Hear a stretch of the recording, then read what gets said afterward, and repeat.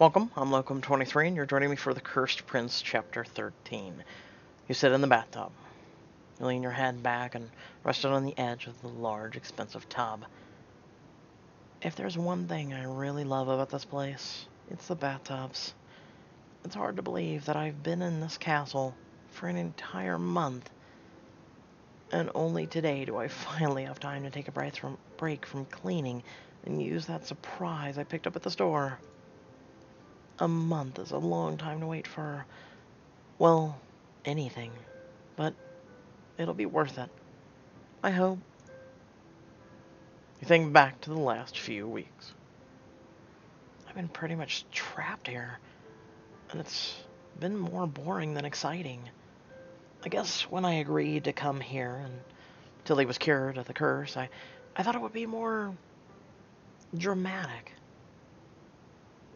Cyrus and I have become friends for the most part, so that's nice, I guess, but I really wanted to see more magic. It's been a few weeks since Cyrus let you into his memory of being at the funeral of his mother and sister. Since then, you've just been cleaning the castle. He's been keeping to himself for the most part, seemingly a bit embarrassed by the experience. Maybe my surprise will get his attention. Or did I hide it again? Reach as far as you can and finally grab the small paper bag stashed under some of the nearby furniture. Awesome. I have to use this now, since it takes a while to work.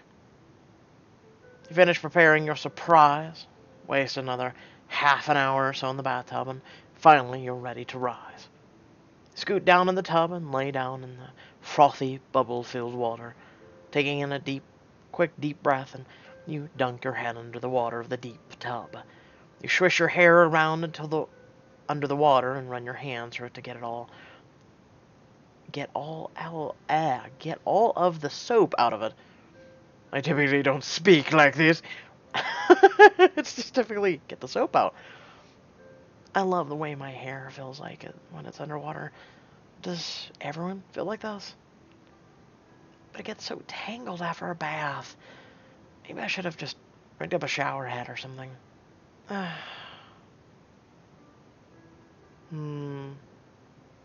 need to check in on my sister. It's been a long time since I checked in on Kaylee. I need to see her. I hope she's doing okay. You think you hear a cough in the hallway. You bolt up in the tub, clearing yourself with your hands, and you look at the bathroom door. It's closed. There's no keyhole. Cyrus? You hear nothing. I swear, Cy, if you're trying to peek, I'm going to wait until high noon and toss your crackly ass, right into the broad daylight. Or, at the very least, I'll totally give you a wedgie. Did they have those in the 1600s, huh, punk? Well, no response. Either he isn't out there, or he's holding his tongue for once. You look at the pads of your fingers and decide it's time to get out. You're all pruny and the water's getting cold. Step out of the warm water and breathe in the warm steam of the room.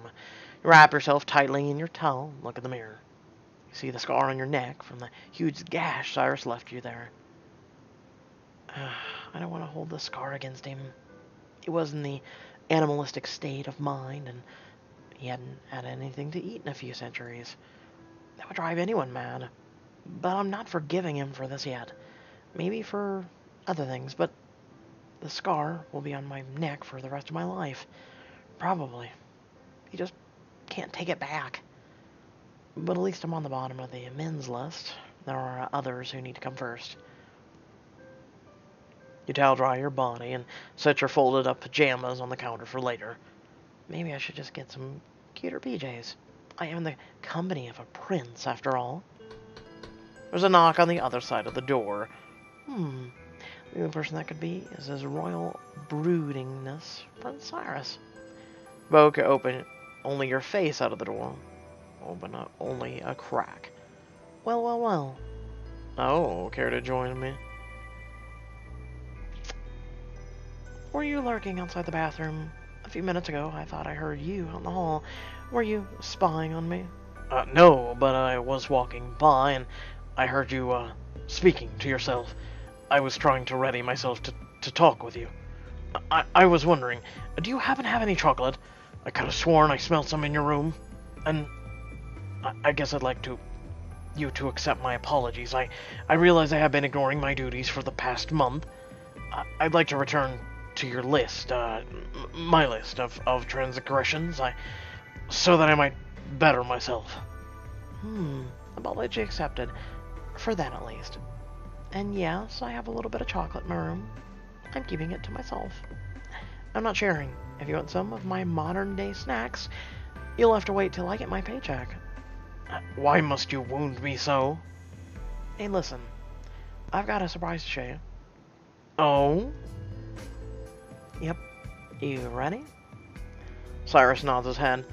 Alright, step back from the bathroom for a second. Close the door, slipping into your pajamas, and ready yourself for the big reveal. Here goes nothing. Oh, we colored your hair. Yeah, we'll go with this one. My style's great. Let's go. Yo, you jerk open the door abruptly.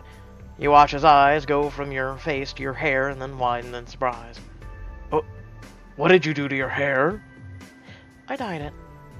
Now it's silver and it matches yours. And just so you know, it's adorable on both of us. Give him a smug smile and rock back and forth on the balls of your feet while waiting for his response. So, what do you think? Why did you do this? Well, why can't you ever be open in some of these? It was no big deal, Cyrus. It's a big deal to me. I am moved. I have to say the color suits you well. And thank you for making me feel less cursed, even if it just was for a moment. I know he means what he's saying, and I love every second of it. If he can forgive his father, apologize to me, and thank me for something like this, we will definitely be able to lift this curse. I have no doubt about it. A few hours later. What does this one do? Cyrus holds up another card towards you. You aren't supposed to show me your cards, dummy. And it's what you're supposed to slap your hand on when you see it in a pile of cards between us. Now again, like I showed you before. Put down a card, and you fully follow suit. You repeat this until the jack appears on the pile, and you slap your hand down as hard as on the pile, making him jump. That's so stupid. Stupid yet cute. Huh. You wanted to play a game? Something from this day and age, and the only thing I had in my bag was a deck of cards. The only game besides Go Fish that I know is Slapjack, so that's what we're playing. Seeing him stare at each card like they're some strange animal in his hands is entertaining enough for you. Reaching back, you flip your hair out of the way and let it rest on your back. I wonder what Kaylee will think about my new hair color. Thinking about Kaylee makes you sad. Looking up and seeing Cyrus express a little happiness keeps you going. Missing her would have to come later, and you know she can fend for herself. You know that she will heal from the wound Cyrus gave her, and you also think about Marjorie and about her little secret that she told you that night. If Marjorie was there when Cyrus was cursed, maybe she can help us lift it. Hey Cyrus, what do you think about bringing someone to the castle to help us do something? Cyrus puts down his cards and looks into your eyes. Who would that be, and for what reason? Her name is Marjorie. She owns the bookstore in town, and she told me a while ago that she's, I don't know how sure Cyrus will deal with the fact that I know a witch. What's the matter? Is she strange or something? That coming from a guy who literally is cracked and like 300 years old. Okay. She's a witch, and before you say anything, you don't get a chance to explain yourself, because in a flash, he's pacing the room anxiously. How could you even ask me that question? You know that a damn witch did this to me. Why would you even think that I would allow another inside these walls? Cyrus. She would never hurt a fly. Marjorie's harmless, Cyrus. She was the one who took care of Kaylee for me after you bit her. They are all the same, Henrietta. Spineless, cruel, and a waste of human's life. They may seem nice and kind at first, but they will turn on you, just like the witch turned on my father. This one is really good, I swear. I've known her since we moved here, and she's a good person. I don't even think she practices magic anymore. And the only reason I thought she would be useful is because she was here in the kingdom before you were cursed. She might know the witch that cursed you. Maybe Marjorie could help us lift the curse. Just hear me out. Invite her over, have a chat, and things will go fine. You think that he might be calming down, but he turns around and runs out of the room, slamming the door. I'm so tired of him always leaving when he's mad or sad. I won't have any of it this time. You run after him, following him to the front foyer. You walk up to him cautiously, the way you approach a bear. Cyrus, have you calmed down yet? Can we talk about this? Cyrus is motionless, staring out the window. It is open, a rare sight in this castle, where most of the windows are not made to budge. He doesn't say a word as you get closer to him. You don't know what's wrong, but it's spooking Cyrus, then it must be important. Cyrus, what's wrong? Shh, someone is out there. I can smell them. Their scent is on the breeze. It is faint, but yes, there's a human lurking around our grounds. And judging by their odor, they may have been here a week or more. No way. No one's supposed to know about what's going on in this castle. Who do you think it is? Not sure. I have been out of the loop for some time. I do not know anyone but you from the town below the castle. Okay. I'll sneak outside and take a look. You stay here and I'll find out what's going on. No, it's too dangerous. Too dangerous for you? Besides, you don't have some stone handy, so you can't leave the castle. You make a distraction and I'll see what's up. Henrietta, be careful. You sneak outside and see Cyrus dancing in place and singing and flapping his arms through the window. From the edge of the graveyard, you see a figure leaning closer to the window of the foyer. You can't make out who it is. Cyrus is making noises like a chicken. The figure seems confused.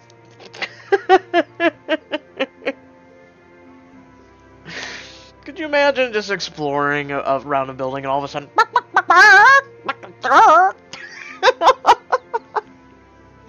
You sneak up behind the figure quietly, then shove him through the window. He lands in the foyer with a thud. You crawl back inside. Cyrus is turned around and has his foot on the little spy's chest. Are you freaking kidding me? What the hell are you doing here, Gregory? It's Gregory. Gregory looks back and forth from you and Cyrus, and then screams begin. Ah, help me, Mother Lord Jesus Christ. So yeah, that was interesting. So Gregory, of course, he's snooping. So with that being said, as I stretch, hope y'all did enjoy the video. Feel free to like, comment, share, subscribe. Hit in the description below. We got links to our social media, links to Discord, and a few links to support me and my content. It's greatly appreciated if you can do so. Otherwise, until next time, I hope you all once again did enjoy. Thank you for watching, and I'll catch you all in the next video. Good day!